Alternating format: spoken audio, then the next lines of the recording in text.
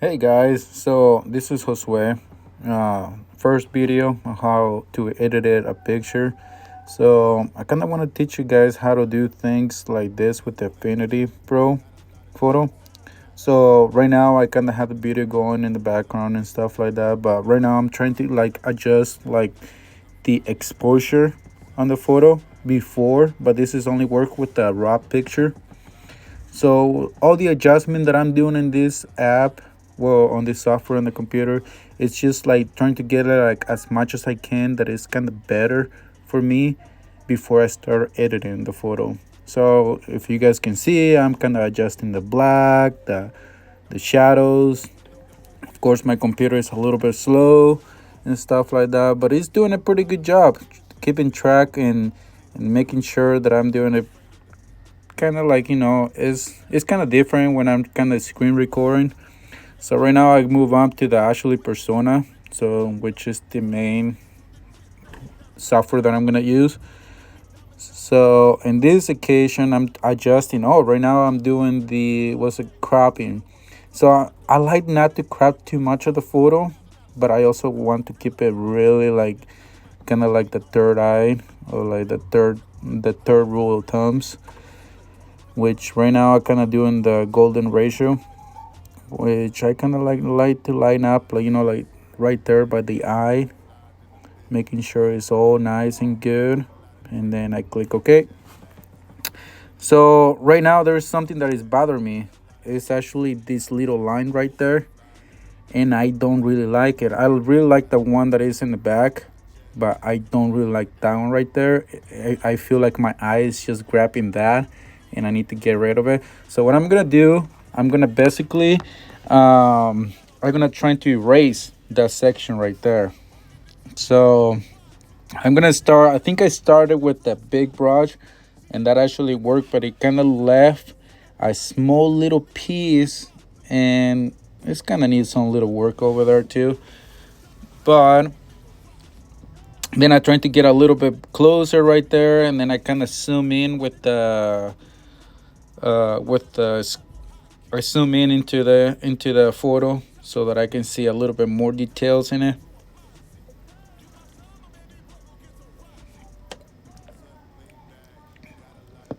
and and right there, guys, I tried to do something different. Of course, I tried to use a small little brush. I changed my brush to clone, and I was cloning for little sections on the side, but then I start seeing like, this is not working at all. I'm trying to grab like very small little colors, so I make the brush a little bit bigger, and then I kind of like I did change my flow on my brush to a little bit less, so it kind of can blend a little bit much better into it. Then I start grabbing a little bit more of Luna's hair. That's my dog. She's a mix of husky and a German shepherd.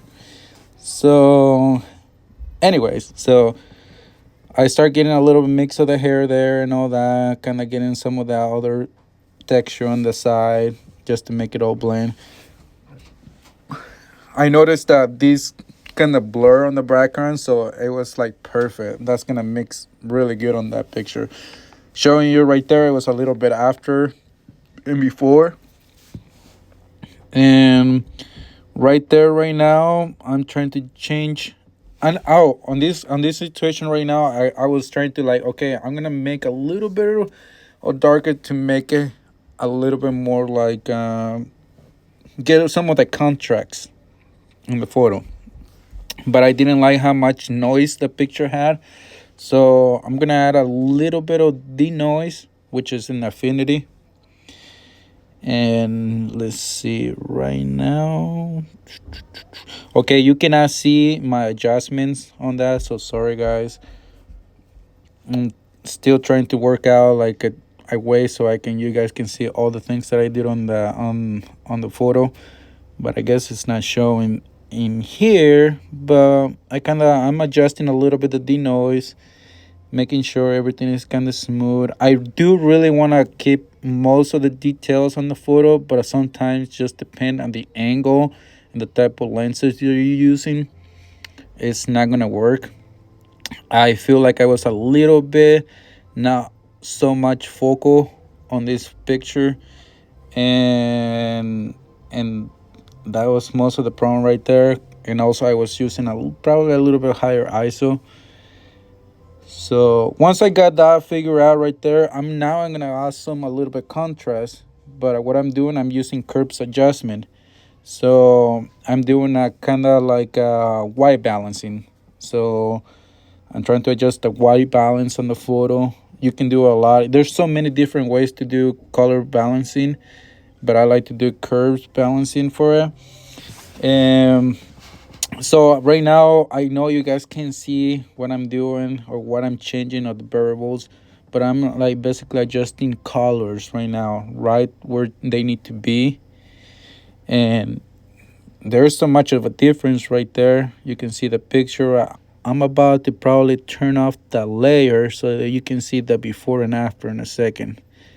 Oh no, right now I'm adjusting the darkness on the photo too, which is another thing you can do in the same setting where I am. You can make it a little bit brighter or a little bit darker, depending how you want it. That's the style I was settling into. I wanted to get a little bit bright and stuff like that. Hopefully, I show a little bit of like before and after there. And it seems that I switch it to something else there. Um. Oh, right now I'm changing how if I want it warm or a little bit cold. And I kind of for this picture I was shooting something like a raining day because it was kind of like cloudy. It was gonna snow, but it didn't snow. It kind of like rained a little bit. So and also she had like a little bit like wet fur on her too. So I'm gonna shoot a little bit cool. So I start getting a little bit cold that photo. Let's see. Yeah, I'm still working on the getting that picture a little bit cold.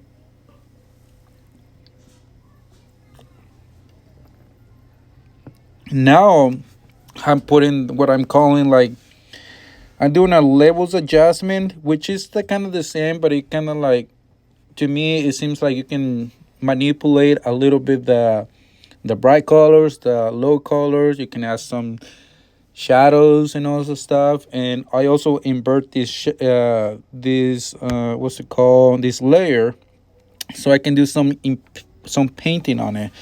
So I starting like you can guys can see the mouth of Luna right there is not making sense at all. It looks really hard colors and all that stuff. But right now, what I'm doing, I'm trying to like shoot, make myself in my head, give myself an idea of what I want. Then I start taking away some of that darkness on the mouth, right, and the nose. Now what I'm gonna do, I'm changing the flow on it so it kind of blend into it. And you can see it just blends so much nicer. Now a little bit on the nose. So right now I'm gonna start adding on the side right there, getting some of that shadow, making those black spots a little bit good. And remember, she's a mix of German Shepherd and a Husky, so she does have an eye, which will be her the eye right there that you're showing her right side of the eye. That one is like really beautiful, like bluish, really light bluish, and then the other one is brown, just like her mom, which is she's actually a German, a show and shine. So right there, I'm still adding more of the contracts, more of the darkness on the side. I was gonna add a little bit of shadow, but then I was like, I'm just gonna get a little bit on the side. Then I went on the head, on the forehead right there, right on the spot on the line. And then let's see what else I start doing there. Sorry guys, I'm trying to follow my own video and on the same thing I'm trying to like make sure I'm taking care of every single step that I do on this photo. It's kind of hard to not do it with a mic, and I'm still new on this. So I hope you guys like the photo though that I'm making. So let's see what I'm trying to do on this. I think I'm trying to adjust. I'm trying to add some sharpness on the photo because I don't really like how it looks a little bit dull. Yeah, there's clarity, and of course you can see my adjustments that I'm doing. And but I try to put about 20% for that, and then I'm adding a unsharp mask, which I think it kind of acts like sharpening, but it only like darkens the spots that are a little bit in the front in the front ground, like foreground. So anything that is like very first on the picture is what is like kind of darkening it, and it's making like a really nice contrast on the photo. But it's, I don't know, it's hard to explain. But yeah, actually I like the after feel of the photo, or how it looks. Makes the look a little bit more sharper and all that. Right now I'm checking for any spots like noise, which I already took that of care like a long time ago. Let's see.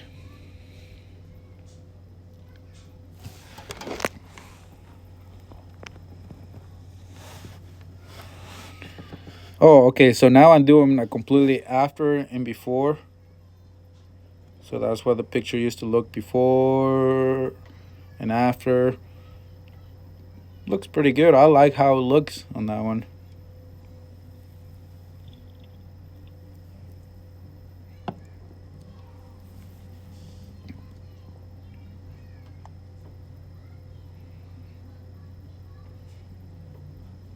Oh, okay. So this one I'm doing is kind of hard to show because it's not showing my setting. So I make a whole new layer, but I completely like I apply all the layers that I did, all the adjustments I did, and I make another picture, just like the one I had, but I make a picture with all the settings all together. So what I'm doing now is just kind of blending that other picture on top of the picture I did. So to give it a little bit of punch, like a nice color, get everything like a little bit more saturated, making it look a little bit much sharper and all that. So it's a nice fun trick. I wish it would show what I'm doing. So now right on the spot I'm doing, I'm kind of thinking maybe, oh, I should add something else in this photo. Maybe a layer on top of it, like maybe like some rain, some snow, make a little fog on top of it. So I couldn't decide what I was gonna do, and then I was like, oh, excuse me. I was gonna be like, you know what? I'm gonna decide on the rain. So start choosing a little bit different type of rain layers. And I was like, and all these layers on this Affinity software, you can buy them, and they give you so many layers, so many things that you can do on that. But it all depends on what you're shooting at and what type of blend you want to put onto them. So what I like to do sometimes when I'm putting a layer on top of it, I like to make the picture very small, and then I like to like move it around. Now right now I'm doing blind modes, which it's a nice setting, so I can kind of adjust like how the layer is gonna blend into the photo that I have. And I think I can't remember what I choose. I think it was soft light, and then I also changed the opacity on the photo, and I got it to about, oh, if I'm guessing, about 25%. Can't remember. I think I could say, yep, it's about 25%. So that actually make it pretty good. Now I'm putting my, of course, every photographer does that. I'm putting my basically my initials on the photo, well, my signature, State Wild Photography. So I'm having a kind of problem right now. They did an update for this software, and a lot of things have changed. There's some kind of little bit bugs in the software. So I can't quite understand why it wasn't working. I kind of like switch it around. It usually works because I have everything so much already ready that I can just do one click and two clicks and it does it. And it wasn't working at all. Like right there, I was having kind of an issue to make that bigger. Then it was a fiasco right there in that little spot.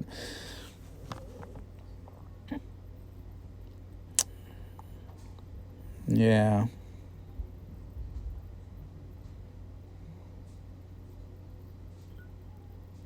but I definitely like how the photo is looking right there. Once I put everything, oh my god, yeah, you can probably see. It's like it's not doing exactly what I want. The layer is right where I need it to be. It's not getting any bigger. So I was like, I don't know what the hell is going on right there. But I got it to the spot where I wanted at. I don't know, and like you can move your basically your signature on your photo. You can move it around. The smaller the picture you get like that, the better you can feel where the letters need to get a little bit smaller and stuff like that, so it kind of makes sense on the photo. But you have to move everything around. Sometimes things look different far away, and sometimes things look a little bit better close up, but you just have to like adjust on the way that the angles that you're looking at. You always want to do that. You want to make sure you look a photo for so many different ways. Don't always settle for one way, just the way you're doing it, or like one setting, or one percentage that you're zooming in on the photo, because pictures turn out different if you're looking at so many different ways. But yeah, right there, I'm just kind of like finalizing little touches on it. I think I'm about to export the photo too. Hopefully, I think that's what I'm doing right now. You cannot see those settings though. I don't know why it's not showing on this screen. But I like to keep my photos like for me, I like to keep a lot of pictures like with the high resolution, with a lot of memory, with a lot of data. But when I'm posting on Facebook, Instagram, and other social media websites, I like to keep just a JPEG. That's enough for me. But if I'm trying to transport that picture to another software to just kind of enhance it or make it larger,